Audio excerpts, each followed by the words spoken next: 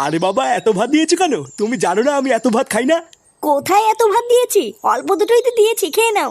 উফ, এই বেলা করে এত ভাত খাওয়াও তো মুশকিল। নান্টুদা, একই বাড়া, কে আপনি? না বলে কয়ে বাড়ির ভিতর ঢুকে গেছেন, দেখছেন না খাচ্ছে। আসলে নান্টুদা, একটা খবর দেবো বলে তাড়াহুড়ো করে ঢুকে পড়েছি, বুঝতে পারিনি। তার জন্য কি এমন খবর যে বাইরে থেকে ডাক দেওয়ার সময় পাননি? ওই পুকুরের ধার দিয়ে আমি বাড়ির দিকেই আসছিলাম, ও হঠাৎ দেখলাম আপনার নাতি ওই পুকুরের ধারে বসে কি সব নোংরা কাজ করে বেড়াচ্ছে। মানে এত নোংরা কাজ যে আপনাকে বৌদির সামনে এখন বলতেও পারবো না। আমি তো অনেক বাধা দিলাম, কিন্তু আমার কথা শুনলো না। এখন আপনাকে বলে দিয়েছি, আপনার নাতি আপনি বুঝে নিন গিয়ে।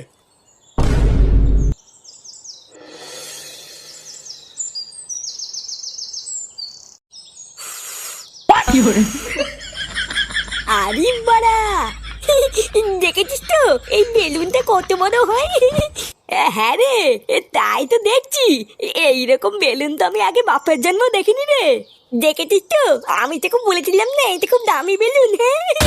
এ ফাটা, দাদু, দাদু তুমি এখানে কি করছো? এ তোর হাতে ওটা কি রে? ফেল ওটা, ফেল। ফেলবো কেন? এত দামি একটা বেলুন আমি ফেল দেবো নাকি?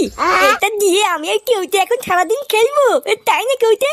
আরে সেগো মানে ওটা খেলার জিনিস না, ওটা নোংরা জিনিস, ফেল। নোংরা জিনিস বললে হয়ে গেল নাকি? বাবার পকেট থেকেই তো পেয়েছি, নোংরা হলে কি বাবা রাখতো নাকি? বাবার পকেট থেকে পেয়েছিস মানে? হুম, বাবার পকেট থেকেই তো পেয়েছি। কি রে কেউতে, তাই না বল?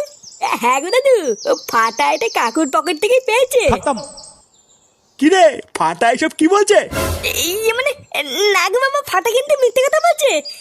ওইসব উল্টো পাল্টা জিনিস আমি আমার পকেটে রেখে কি করবো? আমি কি এসব চিনি নাকি?